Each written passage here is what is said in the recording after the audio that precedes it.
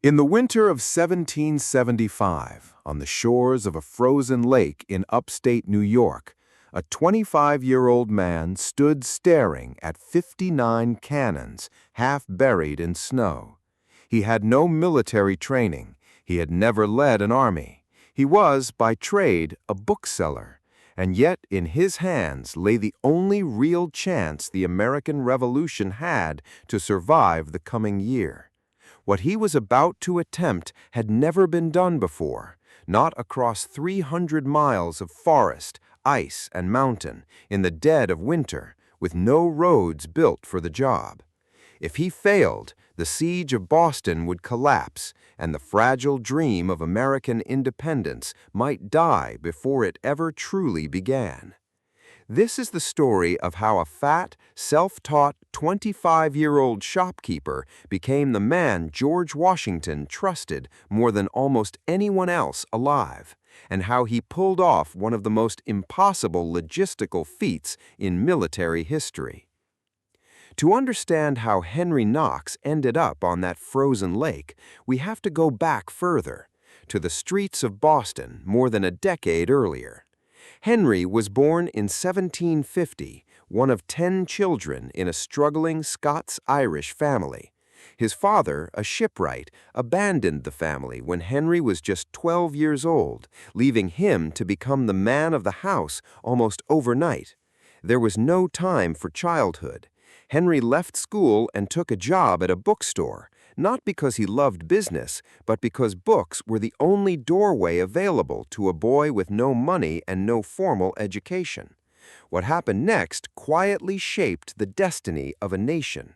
Surrounded by books he could not afford to buy, young Henry Knox began reading everything he could get his hands on: military history, siege warfare, the campaigns of great European commanders. He wasn't preparing for war. He didn't know a war was coming.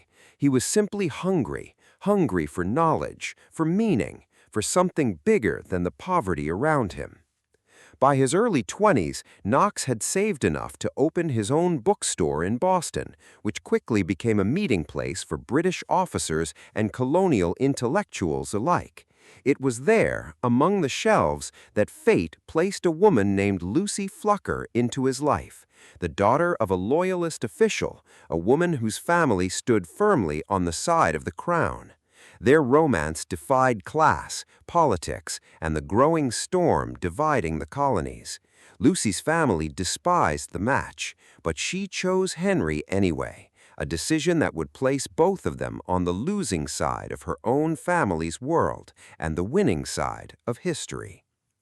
Boston in the mid-1770s was not simply a city, it was a tinderbox. Tensions between British soldiers and colonial citizens had been building for years, tightening like a rope around the neck of a city that no longer trusted its own government. Henry watched it happen from behind his shop counter, absorbing not just books, but the mood of a people edging toward rebellion. Then, in April 1775, the first shots rang out at Lexington and Concord. War had begun, and almost overnight, the self-taught bookseller who had never worn a uniform found himself standing shoulder to shoulder with the men trying to build an army out of farmers, fishermen, and shopkeepers like himself.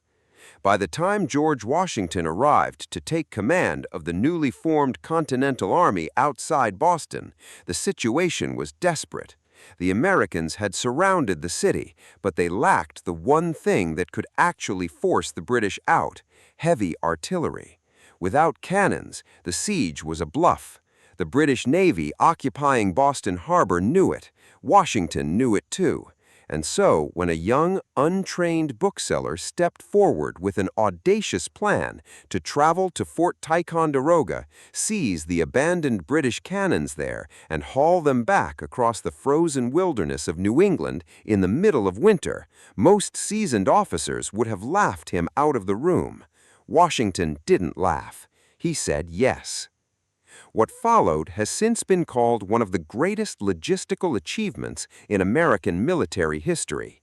Henry Knox and his small team set out in November 1775, traveling first by boat, then by sled, then quite literally dragging 59 cannons, weighing a combined 60 tons, across frozen rivers, through the Berkshire Mountains, and along paths that were barely paths at all. Oxen strained under the weight, sleds cracked through thin ice. At one point, a cannon plunged straight through a frozen river, and Knox himself had to organize its recovery in freezing water, knowing that losing even one gun could mean the difference between victory and disaster. There was no map for this, no precedent. Every mile forward was improvisation, willpower, and desperate calculation, carried out by a man who less than a year earlier had been selling novels and pamphlets to British officers who now stood as his enemies. For nearly 2 brutal months, through blizzards and thaw, through exhaustion that should have broken lesser men, Knox pressed forward. And then in early March 1776, something happened that changed the course of the war.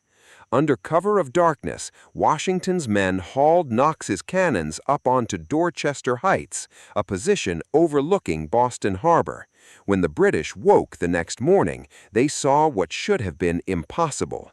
An army that weeks earlier had no artillery at all, now perched above them with the guns to level their fleet.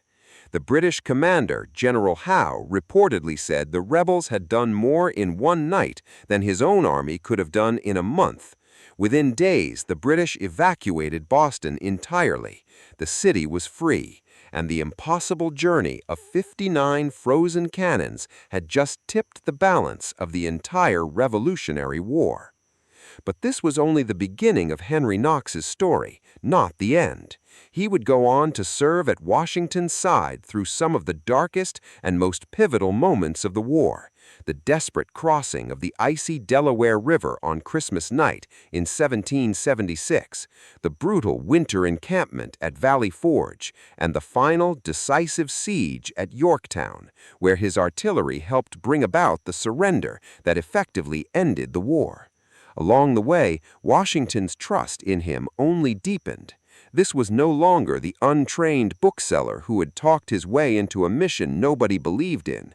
This was one of the most capable commanders in the entire Continental Army, forged not in a military academy, but in ice, mud, gunpowder, and sheer necessity. When the war ended and the United States began the fragile work of building a real government, Washington did not forget the man who had hauled cannons through the snow for him.